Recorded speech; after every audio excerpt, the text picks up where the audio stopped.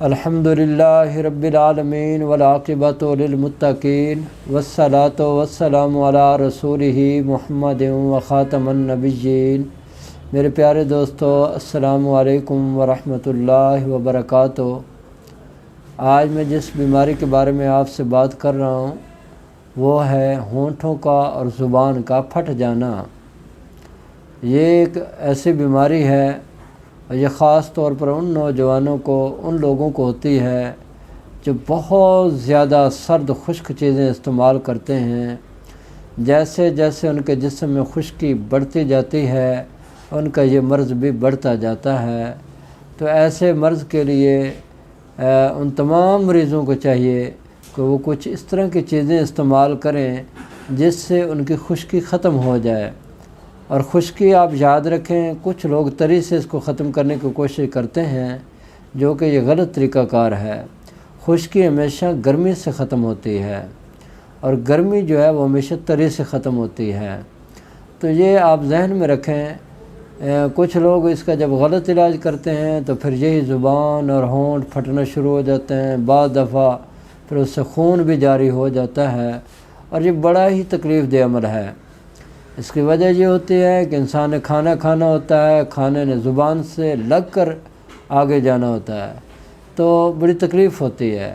تو ایسے نوجوانوں کو چاہیے کہ سب سے پہلے فوری طور پر اپنے علاج کی طرف توجہ دیں تاکہ یہ جو ان کی زبان کا پھٹنا اور ان کے جو ہونٹوں کا پھٹنا ہے یہ ٹھیک ہو جائے۔ تو یہ سوزش اتنی زیادہ ہو جاتی ہے کہ ورم بن جاتا ہے، ورم سے پھر آگے بات چلی جاتی ہے کہ خون رسنا شروع ہو جاتا ہے۔ تو ایسے مریضوں کو چاہیے کہ سب سے پہلے اپنے معدے کو ٹھیک کریں تاکہ اس کی حرارت بحال ہو جائے۔ تو اس کے لیے میرے پاس جو مریض آتے ہیں میں ان تمام مریضوں کو سب سے پہلے مقوی معدہ 1000 ملی گرام صبح شام کھانے کے بعد ہمارا پانی استعمال کراتا ہوں، اور اس کے ساتھ ہی 5 ملین خاص یہ 1000 ملی گرام کا کیپسول دن کے وقت استعمال کرنا ہے، اور رات سوتے وقت صفوف معدہ خاص یہ آپ نے آدھی چمچ استعمال کرنی ہے۔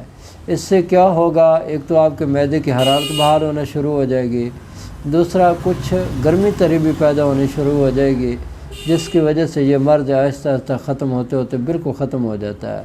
بعض مریضوں کو دیکھا گیا ہے کہ وہ ان کو جب زبان ان کی بہت زیادہ سوزش کر جاتی ہے یا پھٹ جاتی ہے تو اس سے خون جب نکلنا شروع ہو جاتا ہے تو ایسے مریضوں کو بخار ہو جاتا ہے۔ تو اس کو انشاء اللہ تعالی ہم زبان کے سوزش کے بارے میں ڈسکس کریں گے کہ اس میں کیا دینا ہوتا ہے اور کیا چیز استعمال کریں جس سے ان کے زبان کی سوزش بھی ٹھیک ہو جائے اور ان کا بخار بھی اتر جائے۔ تو آج بس اتنا ہی کہ زبان کا پھٹنا اور ہونٹوں کا پھٹنا اس کے بارے میں نے آپ کو علاج بتا دیا ہے۔ اگر آپ یہ علاج کرنا چاہیں تو کر سکتے ہیں۔